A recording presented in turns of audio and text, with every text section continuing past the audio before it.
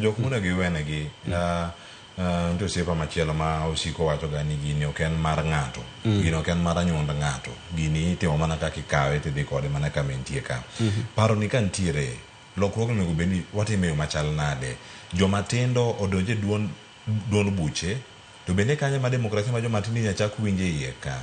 Koso kata kok giriwre gi duond buche, pod ok wadhi neno ng'ata mantiere bwo higni 40.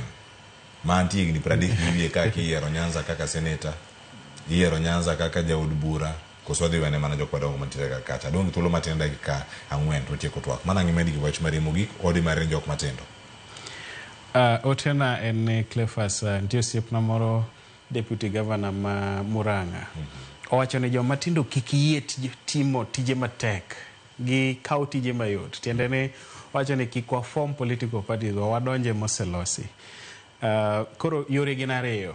Achiel en ni nyalo yiero mar tiyo tich mayot mar tiyo gi political party moselosi, idonji ni ilaro kode kom, idhi kode nomination, kata ibed ni inyalo yudo nomination kode idhi next level. Mar ariyo en ni nyaka wayie tiyo tich matek.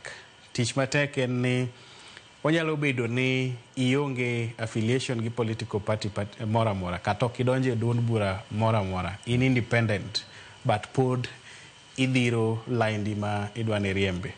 Mar adek en ni inyalo timo tich matek ni uchako duond bura mar uwegi kata idhi duond bura matin.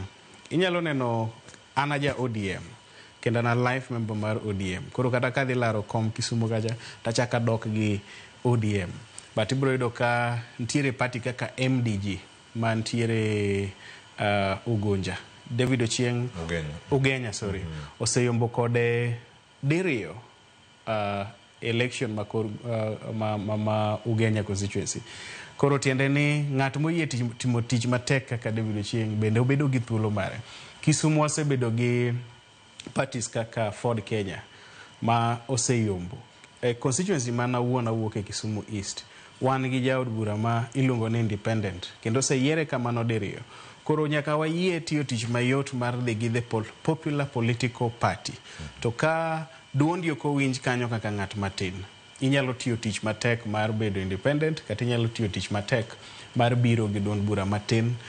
Chutho en ni wadwa neno namba maduong' mar joma tindo e yiero mabiro kendo kokawo nafasi mag yiero. To wan wabro chung' kodgi motegno, wabro miyo gi experience wa kaka wase kale kinde mokalo, kendo wabro nyisogi ni kirito ng'ato ni ng'ato dhi gweli kamoro, tinyalo rito mine mino molo kanyonja. Koro tekoni, riekoni gi happy emebro tonyego. To mochutho walam Nyasaye ni Nyasaye omiwa ngima kendo miwa rieko gi teko gi resources manego bende wadhigo manyogo kombe mopogore opogore. Erokamano ahinya. Wacho ni mane yo kende kind yore mamoko bende mantie.